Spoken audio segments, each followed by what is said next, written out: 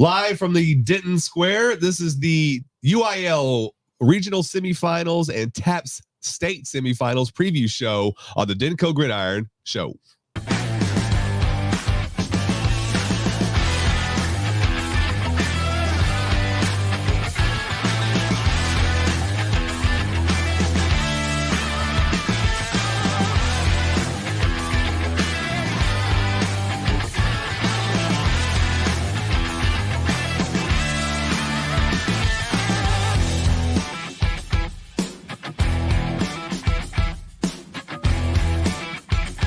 That's right, everybody. This is the preview or playoff edition, week 3 of the playoffs. Can you believe it? In 3 weeks from now, we will have state commencing. From this very date, in 3 weeks, we will have state commencing.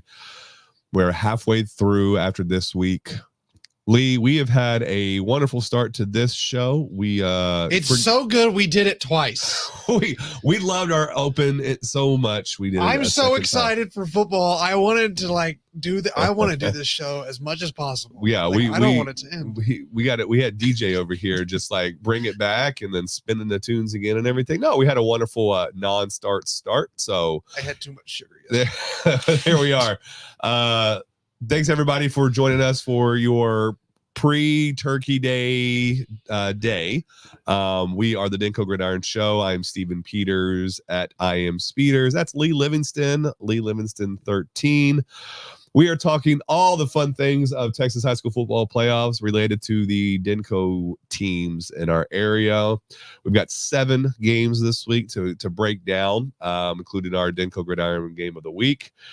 If you're stopping by live, let us know where you're at. Let us know what your Thanksgiving plans are. What is your favorite side dish or even main course? If you don't like turkey, let us know if you like brisket or pork or pizza. I don't know, whatever your Thanksgiving tradition is, if you have one. If you're even after the fact, you can tell us the same thing. We'll gladly take all the comments and feedback and all that jazz. What's yours? What's your number one go-to? Number one go-to, got to be I think it's either sweet potato casserole or I love it. So I put out a tweet this morning that I think all casserole, let me rephrase that, all Thanksgiving holiday casserole dishes are mid at most.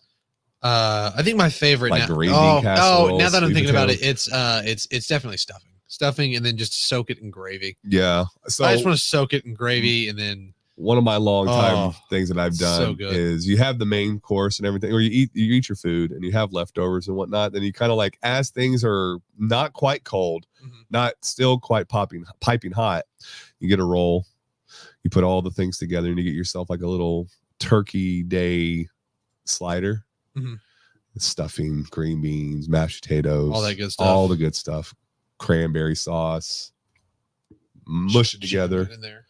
Just go ham on it. So delicious. It's like my dad.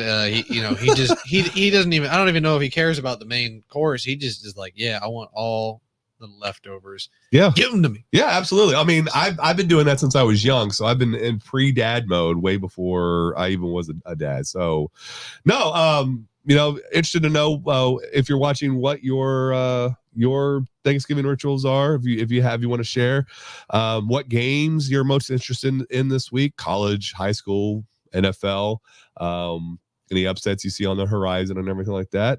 As always, you can hit us up on all these social channels at Denko Gridiron, mostly active on X and then Facebook and then Instagram, Threads. We're there somewhere. You can see it right over here. Up there, my fingers are kind of off, but it's right here. Is where my fingers are. At Denko Gridiron is where we're at. You can always hit us up at info@denkogridiron.com. So yeah, and we're back to we had our bracketology a couple weeks ago before the playoffs started. We're kind of back into our regular groove now. So yeah, we're going to talk about some news and notes. We're going to talk about award winners, break down some games. We have games in chronological order from Friday afternoon through Saturday evening, and then of course our Denko Gridiron game of the week.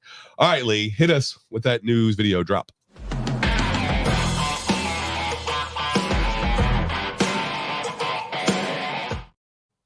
Staying with Jimbo, huh? Yeah, stuck with Jimbo. It was originally going to be Matt Canada, and then, like I said, some of us may have slipped up and Not produced in time. Well, yeah, we just yeah, we did other things. Yeah, so maybe instead of paying attention to the Fortnite Minecraft. Oh, see, it wasn't that. What were you doing? I was making other videos. The Kuru or something like that. No, I was just screwing around with other videos, and then I just forgot to put it in the show. Yeah, no, you're good, man. Things happen. It's your off week as well, or from I guess this afternoon now. I got so focused on making a beautiful show doc at the random time of 1 a.m. You did. It threw me for a loop. But yeah, Jimbo Fisher is still officially fired from Texas A&M. Shout out Matt Canada. He also was fired. He was. Just fired coaches. Yeah, I honestly thought maybe you would have thrown in like Carissa Thompson or something like that, since that was the big hubbub of last week. Oh no, I couldn't. I thought about. I didn't even think about that. I was just like, oh, Matt Canada got fired 24 hours ago. Yeah, fair enough. That's a lot. That's a lot more recent than that. All right, so news and notes, as the expired graphic said. A few things to discuss before we get into our award winners.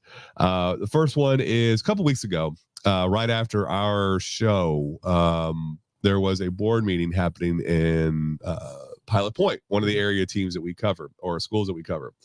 And in that meeting, there was a interesting things on the agenda, including resignations listed. And long story short, the agenda got changed on the fly to where the superintendent's recognition did not happen. It was moved to the end, and then they ended up going into a private session. Basically, the thought was Chase Adams, the coach who had just been hired the year prior, was going to get let go.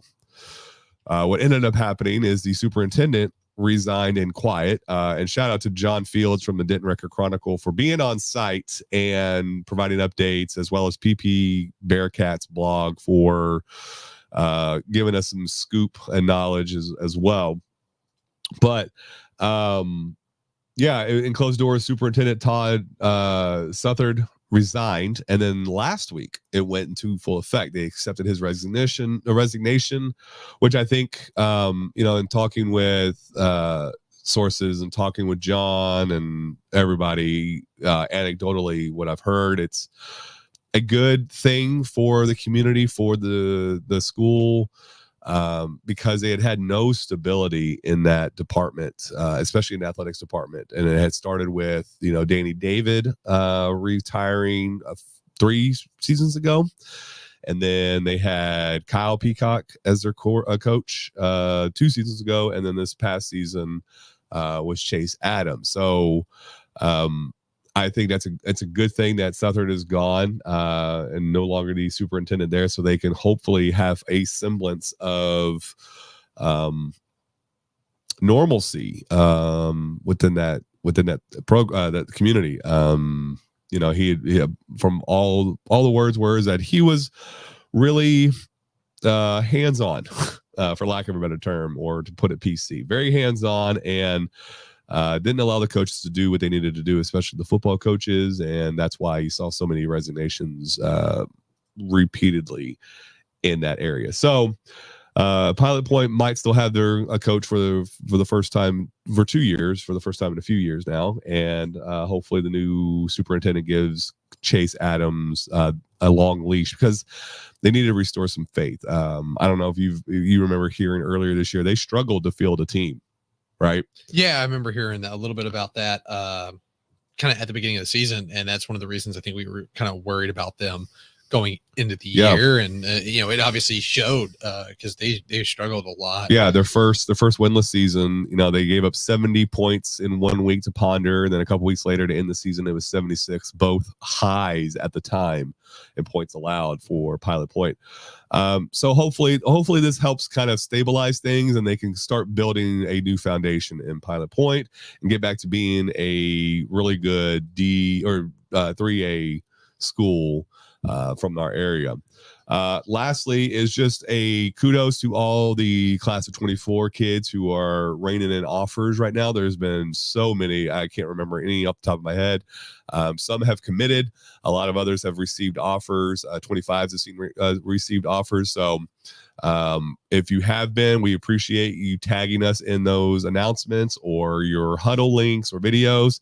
Keep doing it. Parents, if you're watching, coaches, if you're listening and watching, either live or after the fact, tell your kids to hit us up. We're not a recruiting service at all by any stretch of the imagination, but we can at least help spread the word in our little bubble. I mean, we're building an audience, we're building reputation, and we want to get your kids, your son's message out there absolutely as much as possible. So we're here to help in that regard. We're here. It's your town, your team. That's our tagline, because we're here to, showcase what the kids are doing, showcase what the schools are doing, and everything. Just tag onto that. So I had to go through the whole process with baseball, obviously different sport, but for any guys that, if you're going through the baseball process, I have a little bit of experience there, doing the whole baseball bit and emailing coaches, things like that. Yep. So if you have questions about it and, maybe you're kind of unsure about what to do, if you're a guy that's like, hey, coaches aren't reaching out to me, feel free to ask questions. I can kind of direct you a little bit in that regard. If you're someone who just wants some video highlights done, or you need, hey, I need help kind of piecing together like a video film stuff, feel free to reach out to me. You can reach out to my Instagram. Most of what I do on the sideline, I wouldn't recommend necessarily putting that in your highlight tape that you're going to send out to coaches, because from a football perspective, most guys are going to want to see that nice, higher perspective stuff where they can see the entire field. Not what I would be doing with my camera, making, your cool, fun highlight reel type stuff. You get on Instagram. But if you're just looking for that, you can always hit me up on Instagram at Lee_Livingston13. And if you're just looking for the recruiting services, it's at Denko Gridiron. You can email us, like Stephen Sitt was saying. Yeah. We want to help you in any way we can, because I know how hard it can be to go play college sports in any way, shape, form, capacity. Yep. It doesn't matter to the division or level. It's hard. Also, so there's two more things I want to tag on to that. Is one, if you have a committable offer, do it now, because this is the transfer portal is about to open up, and a lot of these committable offers that are available that haven't been committed to are going to dry up really quick. So if you have something, lock it up as soon as you can, because there's no telling what could happen after the fact when the transfer portal opens here shortly. The second thing is something I came across a couple of hours ago. This is from Coach Summerfield. This was on Twitter. His handle is at Nico Summerfield, NICO Summerfield. He said a year ago, I started working towards a free resource that students, parents, and coaches could use as their collegiate football recruitment journey, or in their collegiate football journey. Families should never have to pay for exposure or info. That's a huge thing. So yes, do not pay somebody who randomly reaches out to you to say, we want to boost your profile. It's their guarantees are absolute hogwash. I know one parent in our area shared with us something for their son I'll say it's Braswell. We'll just go as far as there. It was Braswell, and the credibility of that company is non-existent. Do not pay to have your kids exposed to college recruiters, because if the college recruiters know who they are, you don't need to be paying into the access. But he has a link to cfb-recruiting-guide.notion.site. Anywho, the link is in the tweet. Again, it's at Nico, NICO Summerfield. I think it's a good little tool to look into, because it's free. We'll make sure to put that somewhere on our website, put it out on Twitter, Instagram, all the different places that you guys can kind of find it, because that is a really good thing to remember, is don't pay people to kind of for their solicited services when it comes to recruiting. And I think Coach Hennigan put something out a while back, I think it was this summer, about coaches trying to coming out and trying to get kids to come to their camps and stuff. Be really, really careful about paying to go to camps and clinics. I come from the baseball world. I know there's sometimes you have to pay to go to certain camps or clinics or showcases, and it's understandable, because guess what? There's going to be 300, maybe there's 300 coaches there. It might be worth it, but you also need to take into account what skill level you're going to be at, What skill level are the other players going to be there? Are you going to be a fit for however many schools are going to be there? If there's going to be one school out of the 300 that you might be a fit for, it may not be worth going there. And also, if a coach is coming to you and telling you, hey, inviting you to a thing that you have to pay for, that's not a real invitation. So just be really cautious, do your due diligence, talk to your high school coaches, because your high school coaches, they care about you a lot more than a lot of these college coaches there's a lot of predatory college coaches that are just looking to they look at it as a numbers game. And I know that because there's junior college baseball teams that will bring in 100 guys because it brings in the fall, and they'll cut it down to 35 by springtime. The whole reason you bring in 100 guys in the fall is simply so that you get a little bit more of a budgetary thing. Gets you a little bit more money. You cut down 40 of them, but 2 weeks in.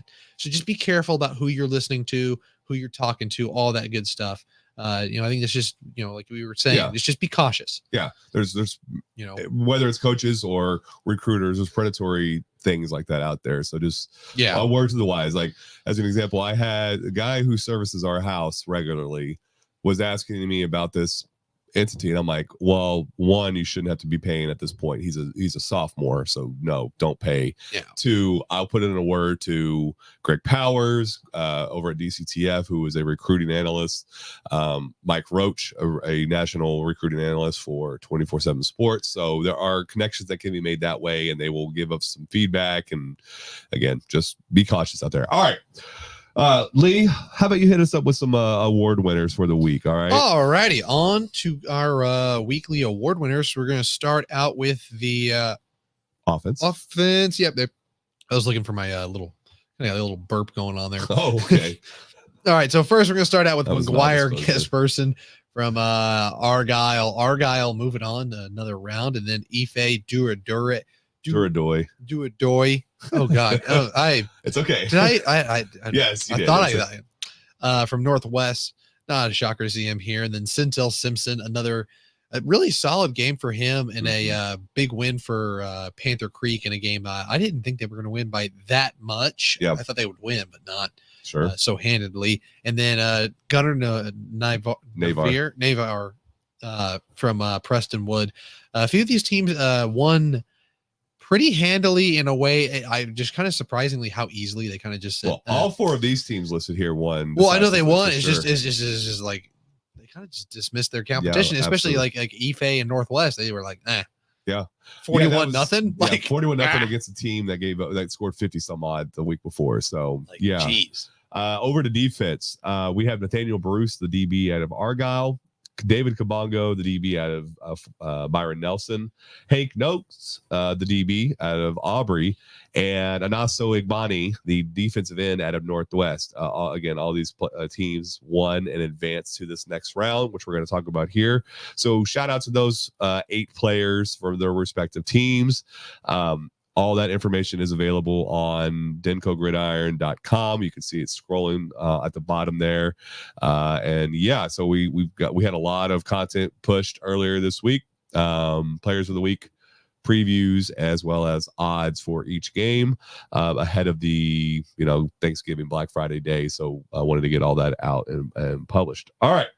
So we have 7 games this week, 5 on Friday, 2 on Saturday. Let's just quickly run through those games real quick and not break them down, just to discuss what they are. And then we'll get to the breakdown of each one accordingly. So the first one up is, pressing a lot of stuff here. Gilmer versus Aubrey, 4 p.m. Friday at Commerce. Prestonwood at St. Thomas, 5 p.m. in Houston. So that's where they have to go from playing a home game in the playoffs to playing a road game. Then we have Argyle Colleyville Heritage, 6 p.m. Friday at Collins. We'll be there. Northwest versus Abilene, Friday at Wichita Falls. I think you had some choice opinions about them going all the way to Wichita Falls. No, I didn't have. Okay, you're making it sound really harsh. Oh, yeah. I thought it was bizarre. Yeah, it was. Okay, it's weird. HSO. That we're going to go 2 hours north. We could come and meet in the middle, but nah. Again, let's go north. The premise is the theory is out there. They're skinny triangle theory. So if you have 2 teams that are looking for a a midpoint. You want that triangle to be basically aligned. The fatter the triangle, the more inconvenient it is. So yes, Wichita Falls would be a huge triangle. That's basically a big old obtuse triangle that they have to deal with. So you're going all the way up that way if you're from Justin, or you're going all the way up that way. Yeah, you're kind of breaking the skinny triangle. It's not a skinny triangle. It's 100% like a. I mean, it's like a equilateral triangle. No, that's where all the angles are the same. I think it's an obtuse because it's a little bit closer to Justin than it is, I believe. Yeah, it's not something. I don't know. All right, sticking with our schedule: Panther Creek versus Anna, 7:30 Friday at the Ford Center. Saturday, we have Coppell versus Nelson, 3 p.m. Saturday at Choctaw, and then 7 p.m. at the Ford Center, All Saints versus Liberty. All right, so we're going to get into our breakdown. Hit the theme.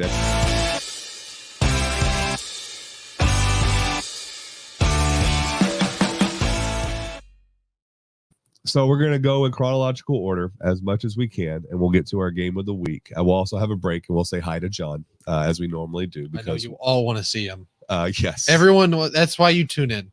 You tune in to see John in his big cowboy hat. Spoiler alert, the hat color changes. Find out to see what that hat color is in a little bit. All right. First game we ran through is Gilmer versus Aubrey. You started this document. I thought you were gonna. You started talking first, so I thought you were leading off. Oh, I'm leading off. I'm sick. You are leading off on this one. Right, I wrote about it, so you're going to talk about it. Okay, cool. I'm excited to kind of talk a little bit about this game because it's these two teams are so different. I was pulling up Gilmer when I was looking up the Gilmer schedule and kind of what they've done this year. They score a lot of points. It's kind of insane when you when you go and look at their schedule. It's points. They've scored 60 or more points 3 different times. Like, this is a really good offense, and all their losses are to pretty dadgum good teams. One of them to I think it's a 9-3 Kilgore team. The other was the 12-0, not Paradise. It was Carthage. Well, they're in their district. Yes. Okay. Yeah. It was 12-0 Carthage. So, sorry, I kind of blinked for a second there. All right. But Will Henderson, 30 total TDs on this season and an average 168 yards on the ground. So this team is clicking on all cylinders, kind of coming into this game. Now we go over to Aubrey. They're not scoring loads of points every single week, but they're playing really well. They're coming in. They're doing a lot better. They're scoring more than they were. I kind of don't want to give them the. I don't want to like look at this and go, oh, this is the Aubrey team that from last year that was scoring 40 plus points a game, just running the football. And the reason I don't want to do that necessarily is because they weren't doing that earlier in the year against a little bit better competition. However, they did have a solid game against Sunnyvale that 24-21. And this Gilmer team also lost by 3, or excuse me, won by 3 against Sunnyvale. They knocked Sunnyvale out last week. Correct. Scoring 50. 41-38 is what it was. 41-38. Excuse me. You're good. So this game is just interesting to me in that regard because Aubrey's going to want to run the football a lot. They're doing a lot better in that regard. They're getting better quarterback play. And I think this is going to come down to who scores first, who gets a lead early. If Aubrey gets out to a lead early, I think they're in a great position with how well their defense is playing and how well they're running the football, how efficient the quarterback play has been to just end it and milk the clock, milk the game away, completely just make it suffocate Gilmer out of this game and suffocate that offense and make it miserable for them. And not really give the ball back. Yeah. So I was wrong. I was thinking from a few years ago, Gilmer and Carthage are not in the same district. It was Pleasant Grove that they all right. I thought it was a P in there. Yeah. So yeah, I think that is the silver lining for Aubrey in this one is that Gilmer is going to give up points. They score a lot. They scored 52 points a game or 51 points a game, something stupid this year. But they also gave up a lot. So the first 2 weeks of the season, it was 71 to Chapel Hill. Then they lost by 1 to Kilgore, which is a really good team. They gave up 56 in a win against Lindale, 40 in a win against Paris, 62 in a win against Walnut Grove, 63 the next week to Pleasant Grove. And then they gave up 42 and 38 to start the playoffs. So points are there to be had for Aubrey. You just cannot try to find yourself down 2 scores, 10 to 14 points. Otherwise, you're looking at a struggle, I think. I think if they find, this is the part that I think favors Aubrey more than it does Gilmer in this game. Not that I obviously we've talked about before, Aubrey not built really for a comeback. I think if they were down, let's say 14 points in this game, 2 possessions is what I'll give Aubrey. I think if they're down 2 possessions, they're going to be okay. They can come back from that. If it's a first half deficit, they're down 2 possessions. They have a chance to kind of work through that. 1 possession, I think they're totally fine. Gilmer, on the other hand, I think it's almost worse for them, even though they have the better offense, because if I'm a Gilmer fan, I'm terrified that because we saw it happen to Panther Creek on one of the drives. And obviously Panther Creek won that game early in the year. That's a pretty decent defense. But that's a division difference where Aubrey, we've seen it, and we saw it against Sanger, where Aubrey had an 8-minute drive. So, and I think that's terrifying if you are Gilmer and you're down, let's say 7 points, worst case, even 10. The game's gone. It doesn't matter how good your offense is. We've seen it happen to like the Chiefs before playing Tennessee. It doesn't matter if your offense isn't on the field. Yeah, no, you can't. So for Aubrey, you have to stay on schedule. I do think that Gilmer will find a way to, both teams can find a way to salt the game away if they're up by 14 or more. Because you don't want to get into a game where you're trading possessions and it comes down to the last possession. You want to be able to dictate that flow, basically. But yeah, if you're Gilmer, you know that Aubrey can definitely hold the ball and milk the clock out. If you're Aubrey, you have to do your best to keep up, if not stay ahead through most of the game, because Gilmer can put up points. This is a very, very interesting game. Gilmer is slightly favored in this one. Van was favored last week, and Aubrey, did everything they wanted against them, starting with a pick 6 from Hank Noakes to give them the lead and put the game away. This is I'll be interested to see how this one shakes out. We're working on finding all the streams as well for all these games. I believe most, if not all, 7 games this week are going to be streamed. I know we have the Gilmer stream posted onto our website.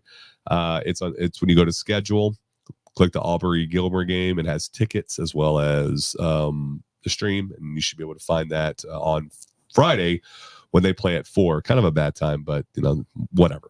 All right, moving on. I'll let you lead this one off too, since you started it.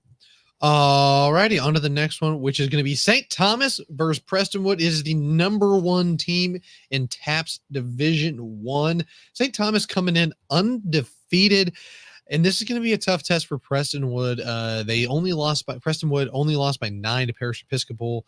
A couple of weeks ago. They had the bye, coming off another good win here. It was against St. Pius. Okay, I was trying to remember the weird. All these weird. The TAPS names private school names get a little weird, sure. But it's a holiday week, and so I think that kind of benefits Prestonwood. Normally, I'd say, hey, like this long trip, playing the number 1 team. I'm just going to give the bit. Like it's just going to be too much for old Prestonwood. However, because it's a holiday break, they get to leave when they want to. They can leave tomorrow, get down there. You're going to have a day. It's not like you're leaving the day of the game or anything. You're in a pretty normal schedule in terms of the road trip and stuff. So I think Prestonwood, you're playing pretty well. So I think they're going to be okay here. And they're playing better here towards the end of the season compared to what they were doing earlier in the year. Similar to Aubrey, kind of got the ball rolling late. Yeah, for sure. Both of these teams allowed their opponents to score 24 points a game. So we're going to see some points. This one's looking like it's going to be a shootout brewing, which I'm fine with. I think you're okay with as well. Yes. You're the degenerate who likes all the points, the fantasy points. I think the key thing for Aubrey in this one is going to be stopping St. Thomas's running game. Oh, I was just throwing. Did I say Aubrey? Yeah, you said I mentioned Aubrey in that they were similar in that they started slow, picked up steam here as of late. So that's my bad. You're good. You know what? We're not perfect. We don't aim to be perfect either. We aim to be entertaining. So yeah, Prestonwood, they're going to have to key in on that St. Thomas running game, which is around about 3,000 yards for the season. And they've hit 300 yards in 6 of their games this season, 6 of their 12. The other instances, there are 3 instances of 230 yards or more, and then just 1 game of 83. Again, they all won these. So they have a prolific running game, and that's going to be a tall task for that Prestonwood defense. Likewise, kind of like we were saying with Aubrey, you're going to have to stay on schedule in terms of your drives, in terms of scoring, to keep even with St. Thomas, in hopes that your defense can force a stop either by a turnover run down or a punt or a takeaway, and be able to score and then score again without them having even the punch. So this will be fun to watch. And the one person I said I was looking forward to watching in this one, if I could find the stream as well, was Gavin Chin. He's on the defensive line for Prestonwood. He leads the team with 6 sacks and has 10.5 tackles for loss as of 2 weeks ago. I haven't seen any new stats for him this past week. So if he can find a way to plug up the middle and get pressure on the running attack or on the quarterback and get those tackles for loss or sacks, really bodes well for Prestonwood to be able to narrow that underdog gap and hopefully pull out a win and go to state, who they would probably be playing Parrish again.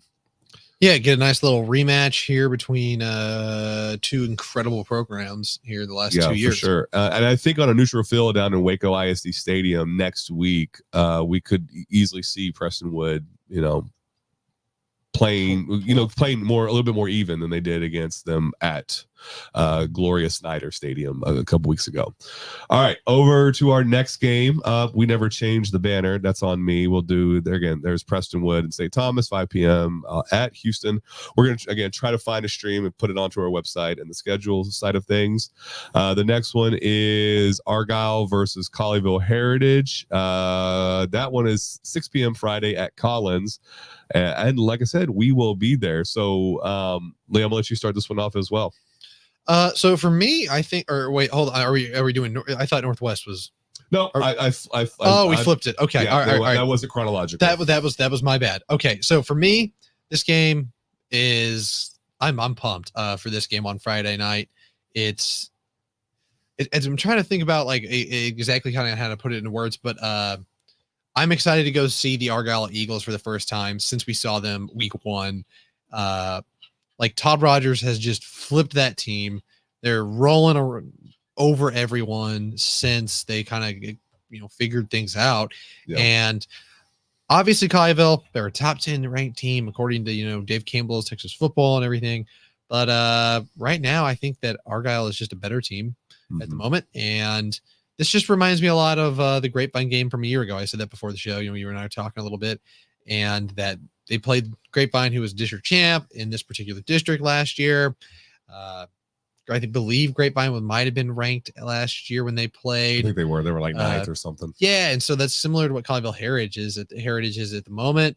And I think this is a game where Argyle is just going to it'll be tight for a little bit, and then Argyle is going to just kind of roll away with it. So I think this is a pretty good game for Argyle. I don't see them struggling much in this one, and that's about it for me. Fair enough. This one is like you said, a top 10 matchup in 5AD2. Winner's going to get the Emerson Ryder winner, and I'm leaning Emerson in that one. But this is nothing new for Argyle in being here. This is there since 2009. Yeah. They have been 3 rounds or deeper in the playoffs every year since. So that's an impressive run. What is this now? 14, 15 years now straight since 2009. So incredible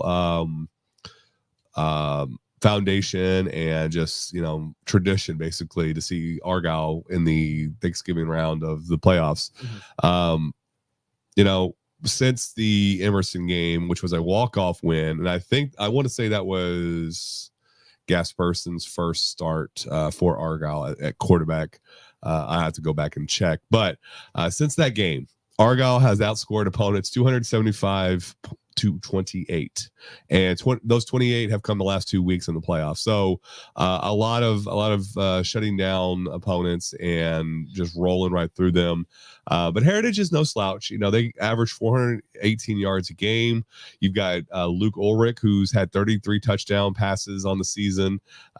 19 of those going to Braden Blewett. So there's definitely going to have to be a concerted effort on that secondary to pay attention to where he is on the field, making sure that we're sound on coverage, we're sound on support, we're sound in tackling, and not allowing those cheap yak yards and touchdowns and scores. And so this is going to be a fun test, and it was playing at Collins, so it's going to be. I think the energy is going to be really high in that stadium, neutral field. It's going to be clear as all get out that whole day, so no lingering weather issues, no wetness on the field. That game's going to play fast, I think, fast and hard for sure. So yeah, Argyle are favorites. I have them winning in this one, I think by 10 or so. But yeah, this will be a fun one. We're going to be there, and you'll have all the video, and I'll have all the tweeting, and can't wait. Yeah, I think you're right. I think it's going to be a very fast-paced game. I'm curious. I am interested to watch. I'm most excited, I think, to watch both quarterbacks, because this is obviously, Gasperson having taken over kind of late here for Argyle in the season at the quarterback position. It hasn't really shown to be much. He's super efficient at the quarterback position. High completion percentage a week ago. Completed a lot of his passes against Emerson. Only, I think it's just the one game. Like last week was the one game where 4 touchdown passes. Like that was the real monster game where it's like, oh wow, like this dude just dissected a team. 4 touchdown passes, nearly 400 yards. Luke Ulrich has done that a couple of times throughout the year. I mean, he's got 33 touchdowns and only 5 interceptions. So I'm kind of excited to see these guys go toe to toe and maybe end up with like a 35-38 type of game. Really push the scoreboard up. Yeah, and I think one thing that Argyle has in its bag is the emergence of Jake Kreckler, the running back over there. Yeah, we've seen his name start to pop up a lot more often here in the last couple of weeks. A lot. Box score. I mean, him and McGuire have been trading players of the week basically for like the last 5 weeks or so. So here's a little stat I ran through on our preview article was in the first 4 games, Kreckler had 91 total yards rushing. They had no semblance of a running attack at all. Early on in the year. Since then, he's averaged 123 yards, which is 886 yards total, which includes a 204-yard performance against Denton on the 27th of October. It's been a great way for Argyle to have that balance as opposed to trying to do something that they may not feel comfortable in doing and having to pass to keep up and everything. Yeah. Not saying McGuire Gasperson can't pass. We've just seen struggles from Argyle, whether it's the receivers catching the ball or their play designs or getting the ball to the playmakers when they've been trailing or struggling. I mean, last year we saw it with Sock. That was a wet, messy game, but they could not keep anything consistent. They had a few breaks here and there, but they just could not find anything consistent in that game. So, having those two really take the mantle on offense and power the team through has been a lifesaver essentially for that team this year when it started off so rough. So, all right. So we got one more game and then we're going to take a break and have you listen to John for a second. But the other one that we're talking about is Northwest versus Abilene. That's that fat triangle we were discussing here a little bit ago. Over in Wichita Falls at 7 o'clock on Friday. So good thing that it's Black Friday. And if you are making that trek out there, it's not a huge deal to go from working at, getting off at 3 o'clock and then having to scurry over to Wichita Falls. But yeah, this is, thought we were going to see a 3-5A D1 rematch. We both thought Ryan was going to pull out the win last week against Abilene. They lost Braden Mussett to an injury and they just could not function offensively afterward. Abilene is a stout team, man. They put up points as well. They're 2-0 in the common opponents that them and Northwest have played. They beat Tascosa, they beat Ryan. Northwest lost to Ryan later in the regular season, which is why they fell to third in the district standings. But Northwest shut out Tascosa, which put up 50 plus the week prior in their week one. And then Duradoy, again, another big game. He's been carrying the offense all year. We've seen his name pop up a number of times in the players of the week because it's 245 yards here, 215 yards there, 7 touchdowns and a half there. I mean, he's been the offense where we didn't realize that, I mean, I had no clue that this was going to pop off this year for him. And, I thought this was going to be a Letty Thompson based team, but they're going to need him a lot this week to go against Abilene. Yeah, and since you brought up Letty Thompson, I'm just going to go ahead and point. Like, is Letty Thompson the dude that's going to like win you football games? Yeah, he is, because he did it against Midlothian. Okay, he did. Like, yeah, it's Ife Duradore's, like, it's his team. It's built around him, and he makes everything go. But Letty Thompson's the guy that made a big play when it mattered. Like, he had 2 interceptions. He's turned the ball over and made some mistakes and stuff. But at the end of the day, he made a big play when it mattered most. Like, they got a break, and he took it. Like, Letty Thompson went out there and took it, right? So that's the thing is, he's got that ability. Like, if they give him a chance to win a football game, you can do it. Like, he showed you that. Like, he's got the poise to go out there at the end of a game when time's running out to make a pass and make a big play. And I think that's all you need if you're Northwest from Letty Thompson at the quarterback position. That's all you need. You hand the ball off to Ife, who's just an unstoppable I don't know what's going on there, but like, yeah, it feels like Adrian Peterson type stuff. Yeah, where it's like, oh, you just like, we know where the ball is going. This guy's still running for 300 yards. Well, like, it's insane. And then you got a quarterback who first round of the playoffs against a really good Midlothian team went out there, made a big play at the end of the game. Like, yeah, and that was, that's great that he had that moment. But for Northwest to continue to play on this season, they're going to need a few more moments. They're going to need some moments from him. They're going to need him to cut down on the turnovers earlier in the game, and then he's going to have another moment like that at some point. Yeah, whether it's this round or the next round after that, he's going to have to do it again. Because we know Abilene can score. In the first round against El Paso Hanks, they put up 84, and they're 84 and 11-man football is stupid. There was a number of scores. I think there was a team that hit 90 something in the first round. There was a team like that. There was a team 3 weeks ago during district play. It was who was it? It was actually a team. It was was it Midlothian's district? I don't know. No, it wasn't. I just remember a first. Somebody won 96-0. Yeah, I'm pretty sure that was the first round of the playoffs. Anywho, regardless, it was insane. So 84 is still a stupid amount of points. And then in their second to last regular season game, they scored 63. So they can score. This is where I've had a guilt by association type of thing for Letty this year. I saw him in spot duty last year, backing up Jake Strong, who went to Texas Tech. Yeah. Played admirably and didn't turn the ball over in those spots. I assumed, because we've had the transition from Jake Wilson to Tom Von Grote over there in Nelson, that Letty would do the same thing in that same district and help guide the offense and everything like that. So I've been waiting for him to pop off all season long. He cannot have a pop in basically in this one, or Northwest is not going to win, because we know that defense for Abilene, just like Ryan did a few weeks ago, is going to key in on Duradoy. Yeah. And when they keyed in, they stopped Musset enough, and then he got injured, and Ryan couldn't move the ball at all. So if Duradoy's not putting up his numbers and Thompson can't pass, it's gonna be a long day over there for Northwest for sure.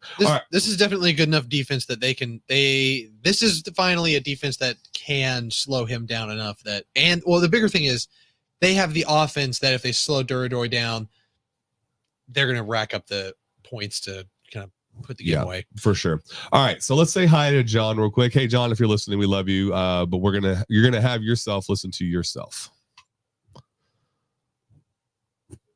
Oh, wrong thing. Everything's bigger in Texas, especially Texas high school football. We're entering our 7th season with the Denko Gridiron platform. We started this 7 years ago, right across the street at West Oak Coffee Bar. Just an idea to bring content directly wherever you are. Be a part of the community. Join us. Help our contributors to tell the stories each and every Friday night throughout the season. Talking your town, your team. Thanks, John. We appreciated the pizza. We had some meat lovers from not as sponsor Marco. So if you want to sponsor our show, Marco's, you have a number of spots in areas in our coverage area. We'd love to talk. All right, moving on through our weekly breakdown. We're going to Panther Creek, number 8, Panther Creek versus number 2, and another scintillating top 10 matchup. This is going to be fun. I'm going to let you lead off. You wrote it. You started this document with them on there. So go for it. Insane kind of game. I think this is going to be might be the most neck and neck matchup.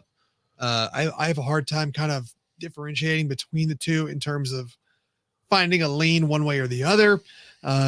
Starting out with Anna, Zyondre Williamson. Zyondre Williams. He's the team's leading rusher. He's also their quarterback. He's got over 2,000 yards passing on the season. He really doesn't turn the ball over a ton. The only real chink in that armor with him has been his completion percentage. He's a 60% passer, but he's just kind of been on a tear all year long. But then the biggest thing is when you go and just kind of look at everything through the box score, you go look at the game results and everything. He is a big time playmaker. He's an electric play guy.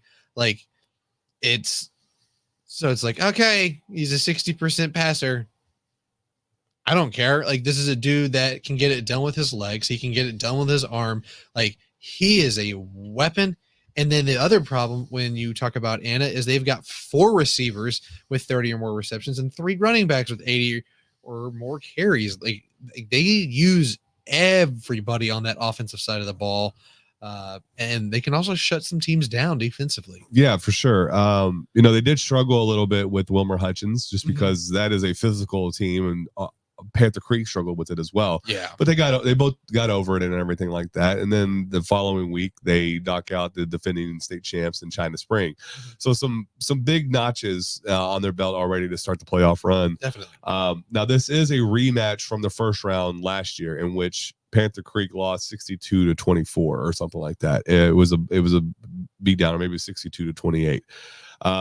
But we have seen the leap, taking the leap from one year to the next for the entire team. It's a lot of juniors and some seniors this year that were playing last year in their first year of varsity for Panther Creek. But it's amazing the difference that Braxton Roberts has had. We asked the question, is Braxton Roberts a 50-point difference between Salina and Panther Creek from last year to this year? We found out yes. Yeah. Same thing with Aubrey. They gave up, I think, 50 some odd points in that one to Aubrey, and they ended up only holding them to 7 and scoring 31. So we've seen that inverse and that flip for Panther Creek and under Clint Surratt and that staff. That because of I'm not saying just because of Braxton Roberts. It's the entire team has been playing well, but he is the one main difference from everything last year. He wasn't playing last year. He is this year, and everything has been perfect for them almost, outside of that blip against Emerson. So if he can get his 275 yards and near 3 touchdowns per game, Panther Creek is looking good, but they're gonna have a hard time against. The thing that I think that I want to point out is from last week. He didn't have he had his normal really good game last week against La Vega. Centel Simpson, 113 yards. Yeah, 3 Dude touchdowns. had a fantastic game, and that was not what I thought was going to happen against La Vega. I thought it was going to be they were going to have Braxton Roberts have a monster game.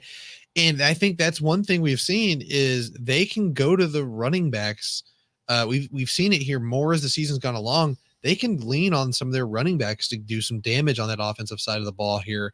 And I don't know 100%, if Ann is going to deal really well with some of the physical, with the running game from Panther Creek, if they can establish it early, set themselves up for some play action. Yeah. And then with Anna, I think where Panther Creek may have both teams, I think it's going to come down to turnovers.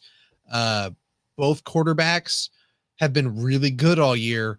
I think something's going to give between the two of them. Ziandre, not the highest, completion percentage. And that's does where... he try to, and because he's a big play guy, does he try to force something? Braxton obviously doesn't run a ton, but we've seen him try to force some balls downfield occasionally.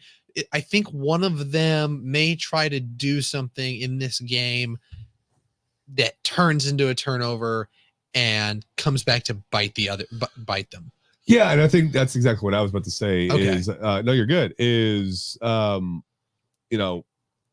That's where Panther Creek's defense excels is they feast the quarterback or the player who tries to do a little bit too much with the ball. Donovan Webb, Seth Jackson, all them who are in the secondary ready to make a play on it. And if I've missed his name, I think I've mentioned it before. They remind me a lot of the who's the quarterback Kansas City the cornerback. I can't remember. Quarterback. Ziandre Williams. Oh, okay. I thought you said corner for. Sorry, no. If like you said, if he's off, even not trying to force the ball, if he's just off a little bit, tip here and Centel, or not. Yeah, even Centel plays defense.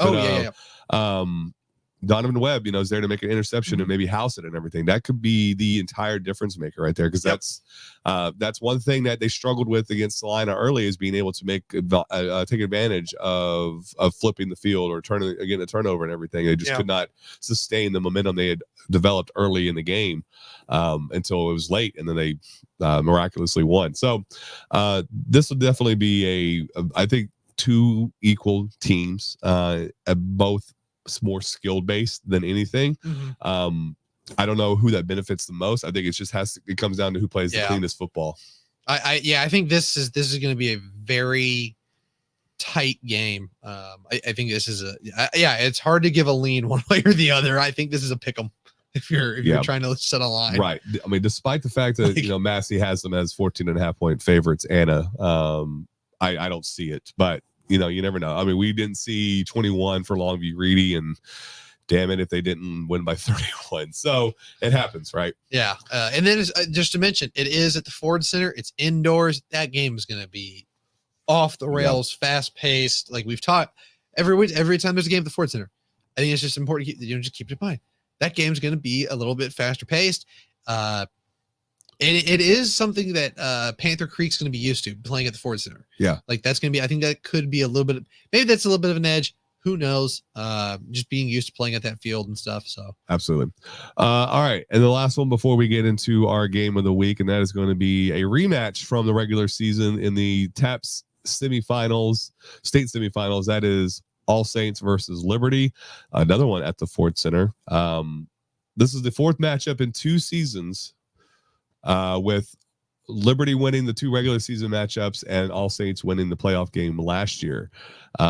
We've talked about it ad nauseum for Liberty this year. It feels like a season of unfinished business. They have just absolutely obliterated everybody, with their closest win being, I think, 29 points once against All Saints earlier this year. But if, with all due respect to how that game finished, All Saints was hanging with Liberty in that one. It was 18-13 for Liberty going into the fourth quarter until they scored 24 unanswered, and that's like, okay, what happened in the fourth quarter there? So there is precedent, A, to beat them once already, and then 2, to hang with them this year. Maybe they were just, maybe it's 3 quarters and like, all right, we're gonna just kind of take our foots off the brake, let them have their moment, and then we'll see them again in the playoffs, and snipe hunt them a little bit. That's an interesting strategy. It's a tinfoil strategy, a tinfoil hat strategy. I know. I'm 100% sure it's not what happened, but you can't help but wonder. Like Lone Star allowing Javion Osborne to score that 63-yard touchdown. We know for sure that they allow them to score early. You know, it's Yeah, just like that's a very different reason. There's a clock reason. I get it. I'm just saying it's just You know, whatever. Anywho, I'm not saying that they lost on purpose because they didn't want to win district and everything like that. It's just speaking out loud. I kind of regret saying that and putting that in the ether. No, but you're good. We're there. Yeah, Liberty's given up just 69 points total this year. Total. Nice. And on offense, they're scoring 51 points a game. So it's like, geez, man, what aren't you doing right? Right. It's not a lot. You know, Cole Welliver's had a great bounce back season from last year. 39 touchdowns, 2 interceptions. And that's without having stats input from last week. So it's probably more than that. Probably over 40 or whatever. God. Yeah, it's, you know, we might have to look at, you know, a day trip to Waco here in a week or so to go see them next Friday night, because I think Liberty is just on a cruise missile path to annihilate everybody in TAPS this year. Yeah, I think it's just one of those things where All Saints is just in the way, and they're gonna run them over. Rue the day that they had to play them again. Yeah, it's just like, I don't want to do this again. Yeah. Like, you're gonna be like, right, like, you try to get the guys psyched up to go play Liberty again, and let's get revenge. You don't want to do that. Secondly, I mean, Liberty getting to play indoors is going to be a track meet. Like, I think that's what this game is going to be. It's like, I don't want to play. Why? You don't want that. This offense. Yeah. And at the Ford, I don't know. They're going to put up 70. I wouldn't be surprised. I would not be shocked. This is going to be, I think this game's going to get really ugly. I think Liberty is just going to, like, they might care more about playing. Like, I think we mentioned it on the Saturday show. Liberty might care more about this in the playoffs when they're playing All Saints than they did in the regular season. Cause it's like, oh, now we get to send you home. Yeah. That's the thing. That's the huge revenge factor still. It's like, they had a turnaround last year, won 10 straight after dropping their first 2, and then All Saints end the season. Like, now they get to end All Saints season. And I think that is absolutely, I think they would love to do that. And I think they want to run the score up on them too. Like, they don't care. Yeah. They're a fantastic team. They're doing everything right. Yeah. Liberty's winning. I don't have. No. All right, then. That's the analysis. Well, there's the analysis. They're winning. All right. So let's go to the breakdown. The game of the week, the Denko Gridiron game of the week.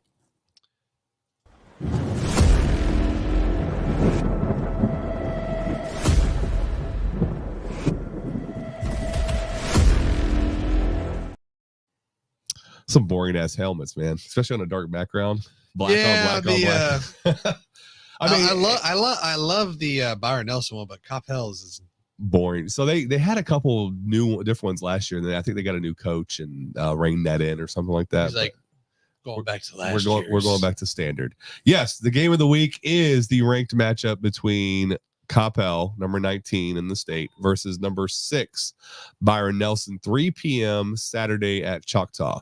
We will definitely be there. I'll be running to the Liberty game after that whenever I get out of Choctaw in Arlington. But Coppell and Nelson, I think it is a fun footnote for history. You know, Nelson has won the most games they've ever won in a regular season with 12. They topped last year's total of 11, where they lost in this round to Denton Geyer for the second straight year. Coppell, I think, is looking to get back to the 4th round for the first time since 2010, I believe is the number I saw. I should have marked that down. But anywho, this is just fun. District champion versus district champion. 11-0 Coppell. Despite what some things say of them being 12-0, that one week 3 game was canceled and did not count toward the record. So they're 11-0. Byron Nelson is 12-0. This one will be fun. We know about Byron Nelson's prowess on offense. Tom Mongroat, Tucker James, Leo Almanza, Ezra Malamura, all those kids. This one to me is all about Byron Nelson's defense going against Baron Tipton, who I saw last week. I watched him moss and rip an interception away from Eli Bowen when we were at CH Collins a couple weeks ago to open the playoffs. And then I watched him just rip to shreds the Jesuit defense, like just circus grabs and backflipping after a 50-yard touchdown where he was wide open. That's going to be a fun matchup, is to watch that secondary, which is one of the best in the area, if not the best, go against Coppell. Yeah, that secondary, I love watching them play. They are tenacious, man. Oh, yeah. Like, they hit hard, they get after it. So when you talk about that, we think about that Byron Nelson offense. Oh, it's so fast paced and everything. That defense is just as fast paced. They play like they're running downhill every daggum play, and it's awesome. They want to find the football. They want to find somebody to tackle every play. Like, they're fast and they're going to get after it. And I think they're going to mix some looks up to get after Edward Griffin, because I think he's probably more important to anything for Coppell, which is when you go and look at kind of some of the stuff that he's been doing all year long.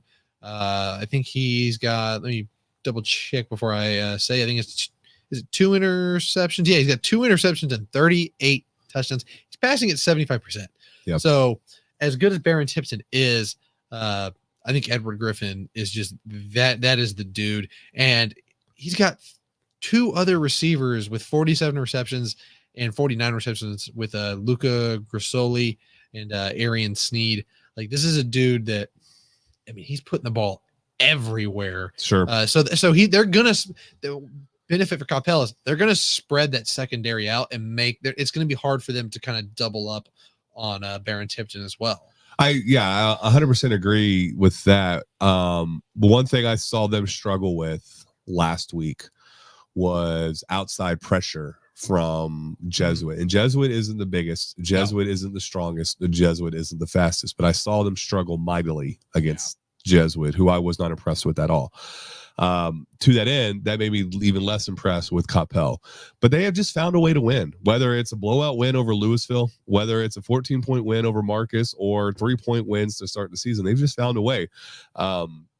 It got hairy there. It was 28-23 early in the fourth quarter, and then they scored twice late in the fourth to make it 42-23 and make it look uglier than it was. But it wasn't ugly.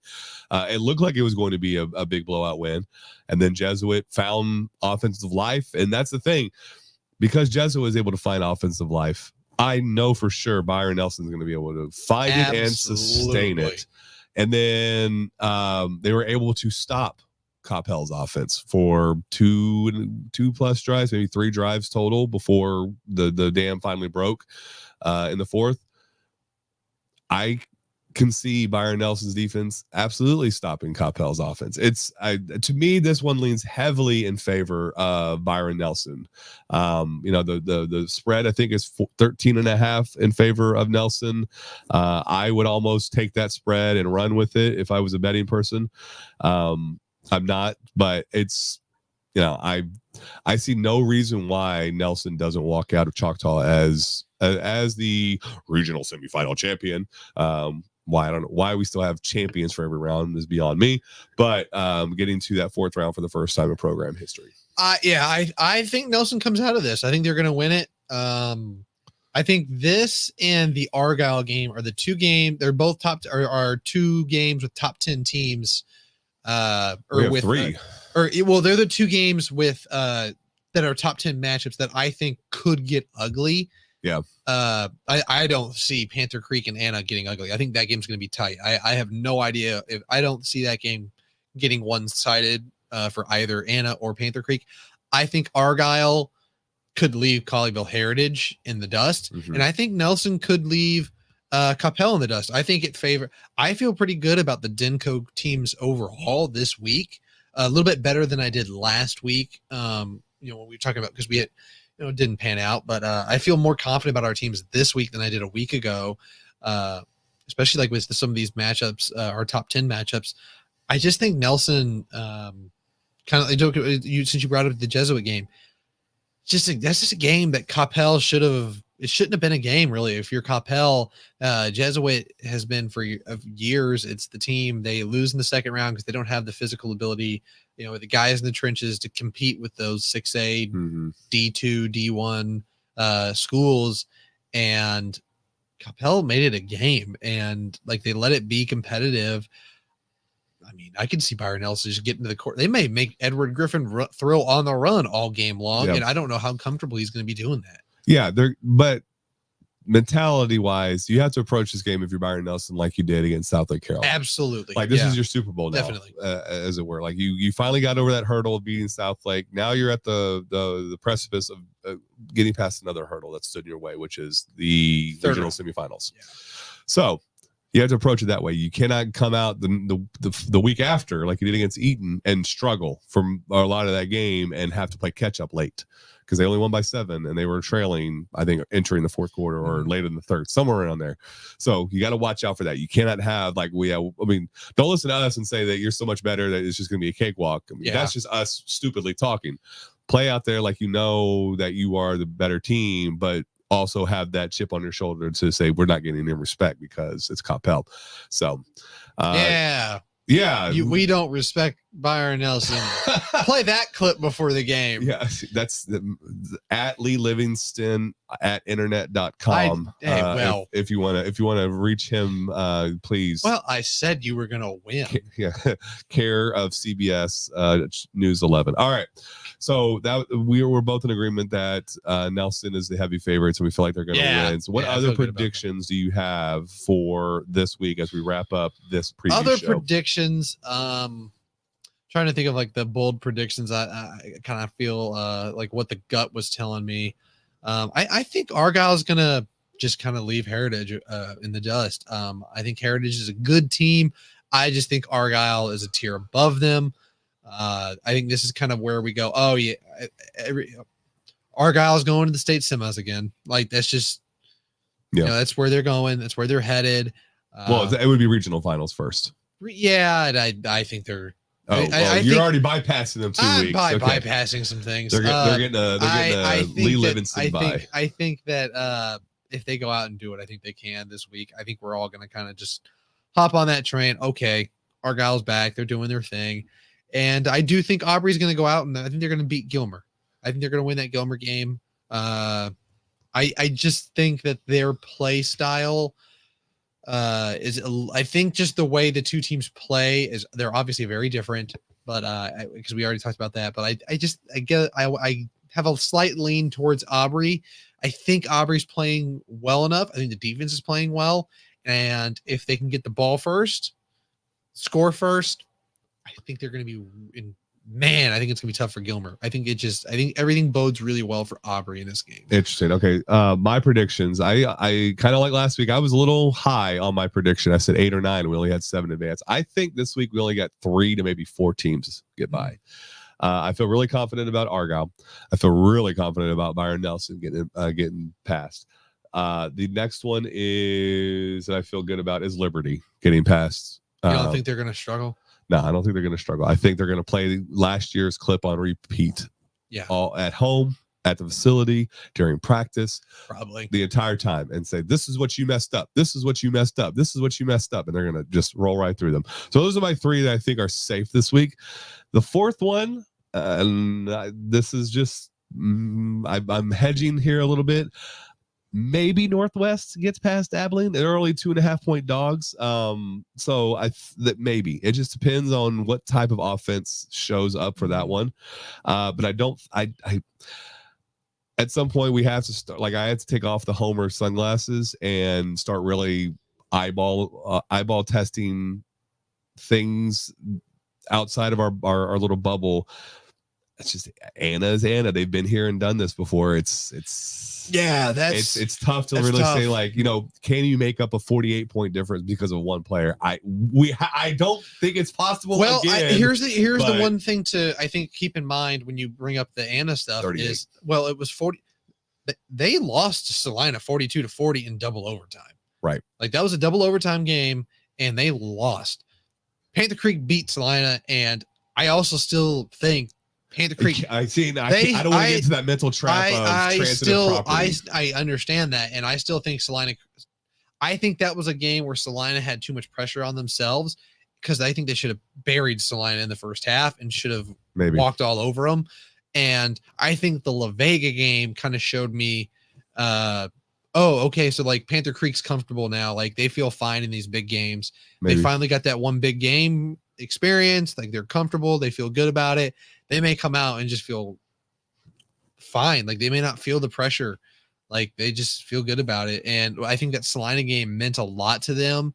Maybe they got it. You could be absolutely right. And that's the part that I think if you're Anna is scary is if Panther Creek comes out and they don't feel the pressure and they're not scared, that's terrifying because like, oh man, like because if you're Anna, like I think you already you're gonna be feeling it a little bit, but it's like this Panther Creek team has nothing to lose. Yeah. And it's like and it's a home everything. Environment too. Yeah, like I think if you're Anna, it's a little it could be I think those first quarter Quarter gonna and a be half. Yeah, like that's going to tell us a lot because if Panther Creek jumps out to an early lead, it's going to be like, I mean, it could get nasty for Anna. Like, I don't know. There's a lot.